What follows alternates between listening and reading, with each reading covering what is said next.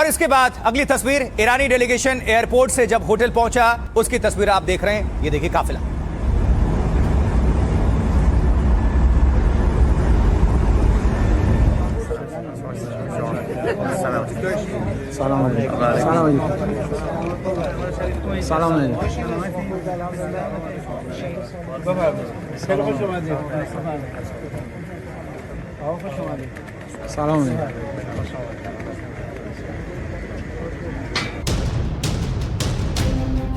Cease fire के बाद Iran और अमेरिका में बातचीत शुरू हो गई है। पाकिस्तान में हो रही इस बैठक में शुरुआती बातचीत करीब 2 घंटे तक हुई। दोनों ही देशों के नेताओं ने अपनी अपनी मांगे रखी। ट्रम्प ने बैठक से पहले ही समझौता न होने पर हमले की धमकी दे डाली, तो दूसरी ओर ईरान ने भी कहा कि अगर समझौता नहीं हुआ तो इसके लिए इजराइल और अमेरिका जिम्मेदार होंगे। बैठक के बीच हॉर्मुज में भी ईरान अमेरिका में टकराव की खबरें सामने आई। दोनों ही पक्ष फिलहाल 1 इंच भी पीछे हटते नजर नहीं आ रहे हैं। ऐसे में सवाल उठ रहे हैं कि क्या सीज फायर के बाद क्या फिर जंग शुरू होने वाली है। आइए कुछ जानकारी पहुंचाते हैं। पाकिस्तान में ईरान और अमेरिका आमने सामने बात कर रहे हैं बैठकर। 47 साल में पहली बार है जब दोनों देशों में इस लेवल की कोई वार्ता या बैठक हो रही है। पाकिस्तानी नेताओं की मौजूदगी में दोनों देशों के नेता चर्चा कर रहे हैं, वार्ता कर रहे हैं। अमेरिकी प्रतिनिधिमंडल की अध्यक्षता उपराष्ट्रपति जेडी वैंस कर रहे हैं उनकी अगुवाई में। तो ईरान गुट के मुखिया संसद के स्पीकर मोहम्मद बागेर गालिबाफ हैं। इस्लामाबाद में ईरान अमेरिका के नेता पहले पाकिस्तानी प्रधानमंत्री से मिले। शाहबाज के सामने ईरान अमेरिकी नेताओं ने अपनी अपनी शर्तें रख दी। ईरानी मीडिया के मुताबिक फिर दोनों देश के नेता आमने सामने बैठे। इसमें यूरेनियम, मिसाइल प्रतिबंध और होर्मुज पर चर्चा हुई है। ईरान ने साफ कहा है कि इजराइल को लेबनान में हमले रोकने होंगे। तो उधर डोनाल्ड ट्रंप की टीम ने भी ईरान के सामने अपनी बातें रख दी, यानी शर्त। रॉयटर्स के मुताबिक करीब 2 घंटे तक ईरान अमेरिका की बैठक चली है। इसके बाद बैठक में ब्रेक हुआ और दोनों पक्ष हॉल से बाहर निकलते नजर आए, जिसके बाद दोनों ही देशों के प्रतिनिधि अपनी टीम से चर्चा करने लगे। कहा जा रहा है कि बैठक में हुई बातों पर एक्सपर्ट से भी राय ली गई है। खबरें हैं कि ईरान अमेरिका में बैठक कल भी जारी रह सकती है, यानी रविवार को भी। ईरान ने कहा है कि बातचीत नाकाम रही तो इजराइल और अमेरिका जिम्मेदार होंगे, यह कहा गया है। लेकिन इस बीच अमेरिकी प्रेसिडेंट डोनाल्ड ट्रंप क्या कह रहे हैं इसको लेकर, आइए सुनते हैं उनको। ईरान पिछले 47 सालों से दूसरे अमेरिकी राष्ट्रपतियों से बात कर रहा है और हम ज्यादा बात नहीं कर रहे हैं। बैठक में जेडी, स्टीव और जेरेड हैं। उनके पास एक अच्छी टीम है। हम देखेंगे कि सब कुछ कैसा होता है। यहाँ पे जो ईरान जो आया है इस बार, देखिए पिछली बार ये सब ईरान झुक के आया था। अभी जो है ईरान को लाया गया है यकीन दिला के। चाइना की तरफ से भी बैकडोर यकीन दिलाया गया और रशिया और आपके पाकिस्तान की तरफ से यकीन दिलाया कि अमेरिका ने 80 से 90%, 90 to 90% आपकी शर्तों को मान लिया है। आप आइए यहाँ पे बैठ के बाकी का जो फ्रेमवर्क होता है उस पर डिस्कस करेंगे। इस बात पे ईरान आया, इसीलिए लास्ट मोमेंट तक आने का पक्का नहीं था ईरान का जाने का, इसीलिए ऐलान भी नहीं किया था कि कौन कौन जाएगा। तो ये यहाँ पे बात हो गई। और ईरान देखिए यूरेनियम के लिहाज से ईरान पहले भी बोल चुका है, आज भी बोल रहा है कि यूरेनियम नहीं देगा और न इस पे कोई बातचीत होगी। उनको पीसफुल जो उसका प्रोसेस है और पीसफुल जो कैंपेन है न्यूक्लियर का वो कंटिन्यू रखेगा। चलिए, एक्सपर्ट्स को आपने सुन लिया और कुछ आपको हम तस्वीरें दिखाने जा रहे हैं, क्योंकि लगातार कड़ियां जोड़ के आप सभी तक पूरी खबर हम पहुंचा रहे हैं। देखिए, आप जो तस्वीर दिखाने जा रहे हैं कहां की है?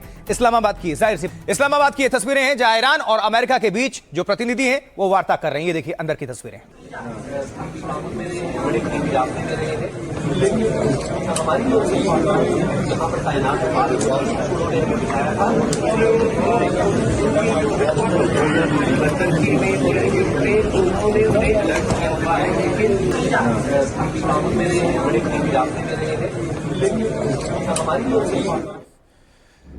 और इस बैठक से पहले पाकिस्तानी प्रधानमंत्री शहबाज शरीफ अमेरिकी उपराष्ट्रपति जेडी वैंस से मुलाकात करते नजर आए। ये देखिए।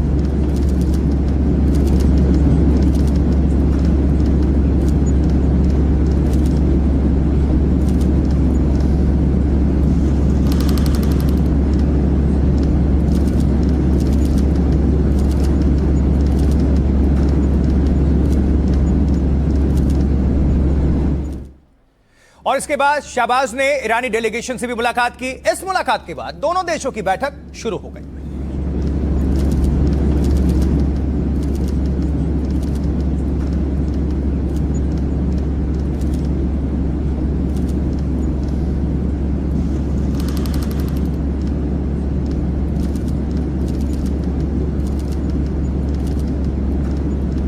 आपको हम दिखा रहे हैं। अब इंफॉर्मेशन भी आप सभी तक पहुंचाना हम शुरू करेंगे। देखिए, आपने ये तस्वीर देख ली। अब इस बातचीत से पहले ही डोनाल्ड ट्रंप ने ईरान को बड़ी धमकी भी दे दी थी, तो ईरान भी झुकने को तैयार नहीं है। समझिए जरा, पाकिस्तान में बातचीत से पहले ट्रंप की ईरान को सीधी चेतावनी। कहते हैं अगर डील नहीं हुई तो अमेरिका फिर से कर देगा अटैक। अमेरिकी युद्धपोत को बेहतरीन हथियारों से लैस किया गया है और जरूरत पड़ने पर इनका इस्तेमाल किया जाएगा। ट्रंप का दावा, ईरान के पास बातचीत के लिए मतलब इसके अलावा कोई रास्ता विकल्प नहीं है। ईरान होर्मुज के जरिए दुनिया से वसूली की कोशिश कर रहा है और ईरान अभी इसलिए सुरक्षित है क्योंकि वो बातचीत करना चाहता है। बैठक से ठीक पहले डोनाल्ड ट्रंप ने एक तरह से ईरान को सीधी धमकी दी। ट्रंप का ईरान पर तंज, लड़ाई से ज्यादा फेक न्यूज फैलाने में ईरान माहिर है। ट्रंप ने ईरान को एक नाकाम देश तक करार दे दिया। अमेरिकी उपराष्ट्रपति जेडी वेंस ने भी बैठक से पहले ईरान को चेतावनी दी, अगर ईरान ईमानदारी से बातचीत करेगा तो अमेरिका तैयार है, लेकिन खेल करने की कोशिश पर सख्त जवाब दिया जाएगा। बैठक से पहले ईरान की तरफ से भी दबाव बनाने की कोशिश हुई। ईरानी संसद के स्पीकर गालिबाफ ने कहा, हम बातचीत को तैयार हैं, लेकिन इसके लिए अमेरिका को ईमानदारी दिखानी होगी, ईरान के अधिकारों को स्वीकार करना होगा।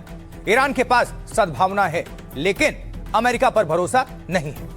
ईरान की सेना ने भी बैठक से पहले सख्त चेतावनी दी। उनकी उंगलियां ट्रिगर पर हैं और वो किसी भी स्थिति के लिए तैयार हैं। ईरान ने साफ किया कि वो होर्मुज पर अपना नियंत्रण नहीं छोड़ेगा। ईरान ने बैठक को लेकर कई शर्तें भी रखी थी। लेबनान में इजरायली हमले तुरंत रोकने होंगे।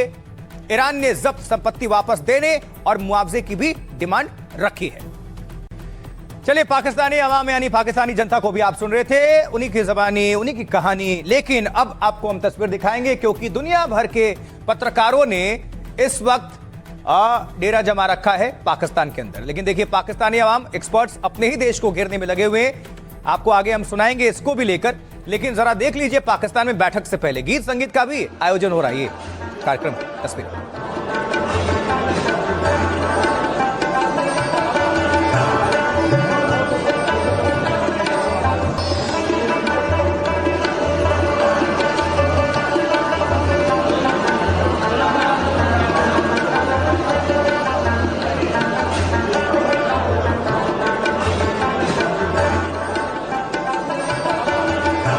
लेकिन गीत संगीत सुनाने में कोई कसर नहीं छोड़ा जा रहा है। देखिए, दुनिया भर के जो पत्रकार हैं उन्होंने पाकिस्तान में डेरा जमा रखा है, इस वक्त डाल रखा है लंगर। मीडिया कवरेज के लिए कड़े सुरक्षा इंतजाम भी किए गए। ये तस्वीर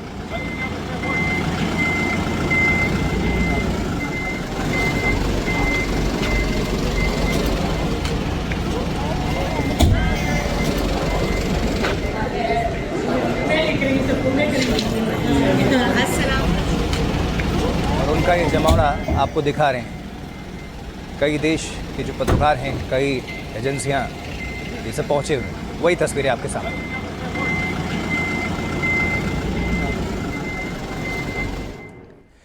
देखिए, पाकिस्तान मध्यस्थता तो कर रहा है, लेकिन पाकिस्तान की मध्यस्थता को लेकर भी सवाल उठ रहे हैं, खड़े हो रहे हैं। पाकिस्तान आखिर इस बैठक से क्या चाहता है, क्या हासिल करना चाहता है? और इससे पहले सऊदी अरब के वित्त मंत्री ने भी पाकिस्तान के लिए खजाना खोल दिया है, यह भी जानकारी है।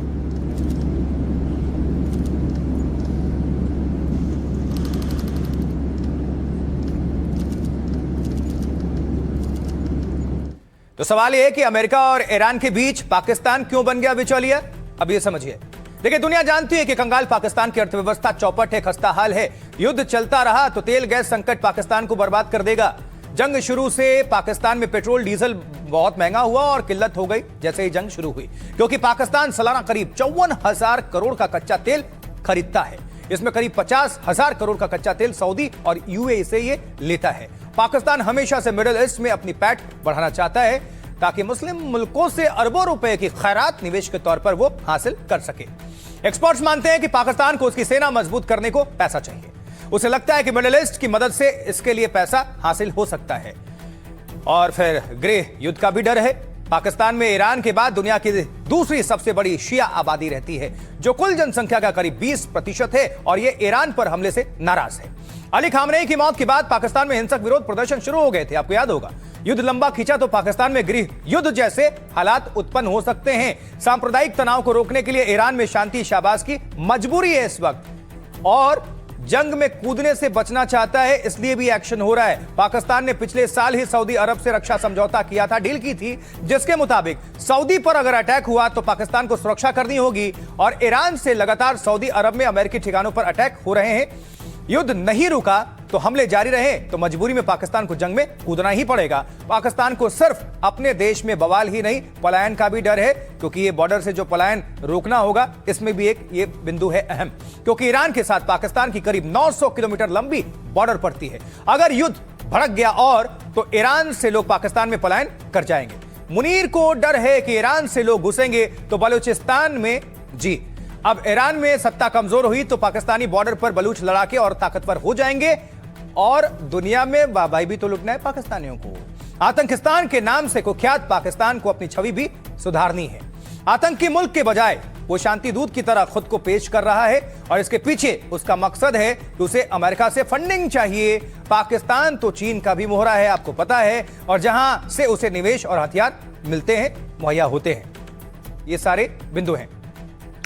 अब आपको विदेश मामलों की जानकार संजीव श्रीवास्तव को सुनवाते हैं, वो क्या कह रहे हैं, सुनते हैं। पाकिस्तान राष्ट्र है, उसकी जो क्रेडिबिलिटी है वो काफ़ी नीची है और वो एक ऐसा राष्ट्र है कि जो कि स्वयं आतंकवाद का एपी सेंटर के रूप में जाना जाता है और आर्थिक रूप से वो बैंकरप्ट भी है और राजनीतिक रूप से अस्थिर राष्ट्र है। तो ऐसे में जो पाकिस्तान की जो भूमिका एक मैसेंजर से ज़्यादा की मैं नहीं देखता और पाकिस्तान इस जो सीज फायर को कराने में या जो शांति वार्ता चल रही है उसके आउटकम्स को डिटरमिन करने में उसका कोई बड़ा प्रभाव नहीं होगा, ये बात स्पष्ट है। लेकिन इस सीज फायर को कराने में चाइना की भूमिका बहुत महत्वपूर्ण दिखाई देती है, जो कि बैक चैनल के माध्यम से सक्रिय है। और उसी तरीके से जो अंतर्राष्ट्रीय समुदाय भी है, जिसमें हमारा अपना देश भारत भी है, वो लगातार जिस तरह से इस बात की एडवोकेसी करता रहा कि डायलॉग, डिप्लोमेसी और डी एस्केलेशन होना चाहिए, उसका भी प्रभाव पड़ा है। और इस बैठक से पहले ईरान ने दुनिया को जंग की असली तस्वीर दिखाई। ईरान के मारे गए बच्चों की प्लेन में तस्वीर ने सबको झकझोर कर रख दिया। ये देखिए, ये जो देख रहे हैं आप प्लेन के अंदर स्कूली बच्चों की तस्वीर जो मारे गए हैं और उनका ये खून से सना हुआ बैग, इसमें एक मैसेज था। ईरानी जो स्पीकर हैं गलीबाफ, उन्होंने ये पोस्ट दुनिया के सामने रखी, उन्होंने साझा किया था सोशल मीडिया पर और इस तस्वीर ने दुनिया का ध्यान अपनी ओर खींचा। एक सिंपैथी और एक इमोशनल कार्ड। लेकिन ईरान के स्कूल में मासूम बच्चों की जो मौत हो गई थी, ईरानी संसद के स्पीकर ने, गलीबाफ ने, इसी को दुनिया के सामने ये रखा है अलग अंदाज में। ये सभी मारे गए बच्चे हैं जो, आपको याद होगा जब मिसाइल गिरी थी तो 165 के आसपास स्कूली छात्रों की, इसमें 168 एग्जैक्टली मारे गए थे। और ये दुखद, बच्चे किसी को भी और कहीं के भी हों, बच्चे हैं, इनका युद्ध से कोई लेना देना नहीं। लेकिन युद्ध जब होती है, मिसाइल गिरता है तो जगह नहीं पहचानती। वही हुआ इस अटैक में, ये बच्चे मारे गए और जब प्लेन में आए तो ये उनकी तस्वीर और स्कूली बैग ये देख पा रहे हैं आप। देखिए, तब से लेकर अब तक ईरान ने इस हमले को लेकर इजराइल और अमेरिका पर कई सवाल खड़े किए हैं। वो 28 फरवरी, आपको याद होगा 2026, ईरान के स्कूल पर यह अटैक हुआ था। वही वाली तस्वीरें हैं जिसमें 168 बच्चे मारे गए थे।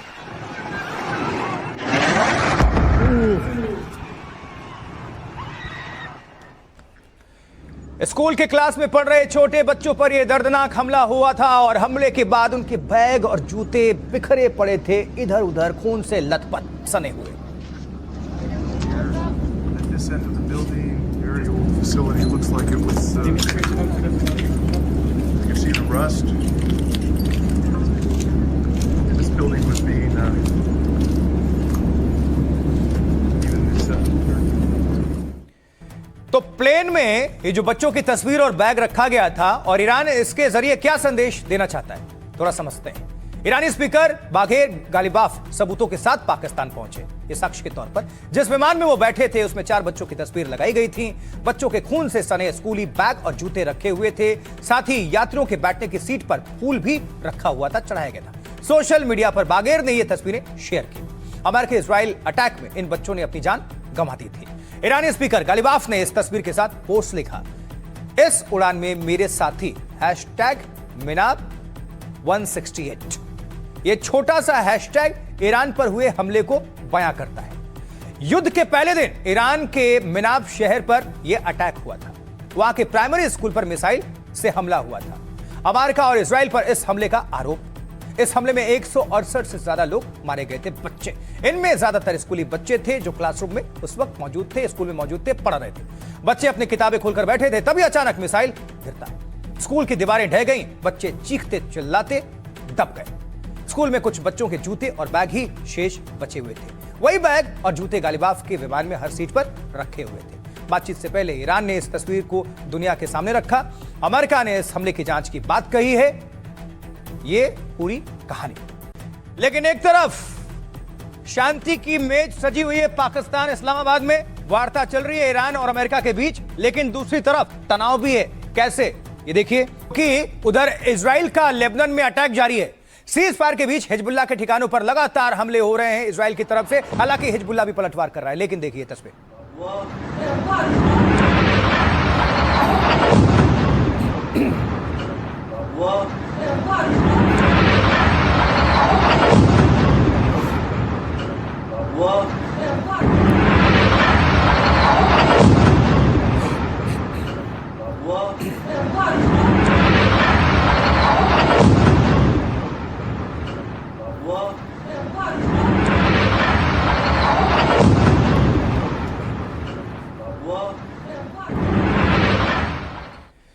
देखिए, इजरायली सेना हिजबुल्लाह के 180 आतंकवादियों को मार गिराने का दावा कर रही है। इस वक्त अटैक हो रहा लगातार।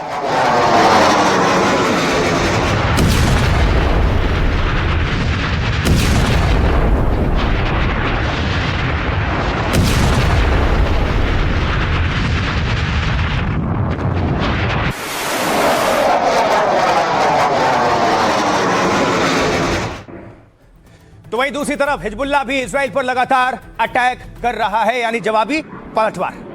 तस्वीर।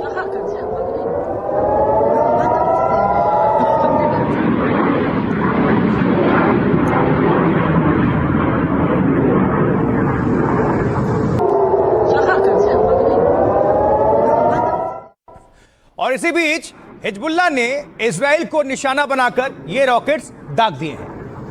थोड़ा करीब से देखिए, नजदीक से।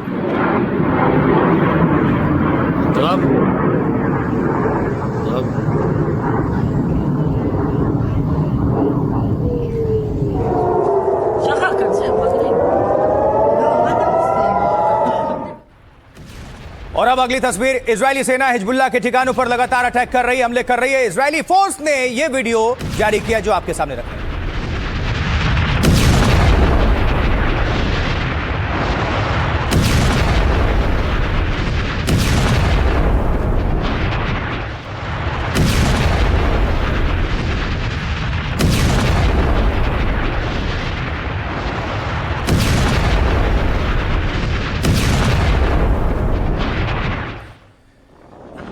तो आसमान पर ही नहीं, जमीन पर भी इजरायली सेना मौजूद है। लेबनान के अंदर इजरायली सेना ग्राउंड ऑपरेशन को अंजाम दे रही है, घुस चुकी है। देखिए,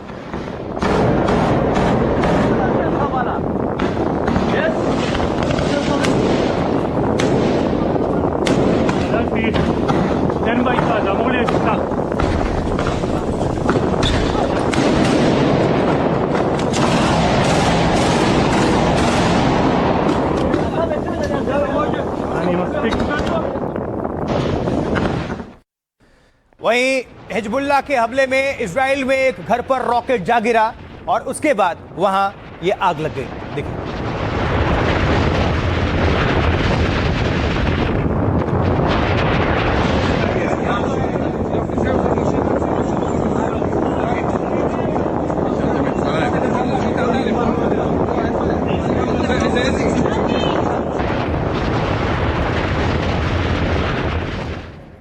तो हिजबुल्लाह के हमले में इजराइल में भी नुकसान। इजराइल में कई जगहों से नुकसान की तस्वीरें सामने आ रही हैं, वो आपके सामने रख रहे हैं। ये देखिए, तमाम गाड़ियों को ये पूरी तरह से, कई इमारतें भी जो हैं वो जमीनों से।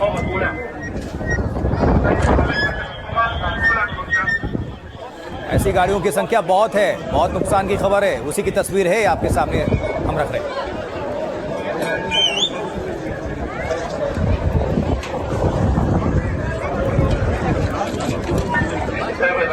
देखिए, जब जंग होती है तो दोनों पक्षों को नुकसान बिल्कुल पहुंचती है, और थोड़ा ज्यादा, किसी को थोड़ा कम, लेकिन इजराइल हिजबुल्लाह के हमले में दोनों ही तरफ नुकसान की खबरें और तस्वीर आपके सामने ये रही।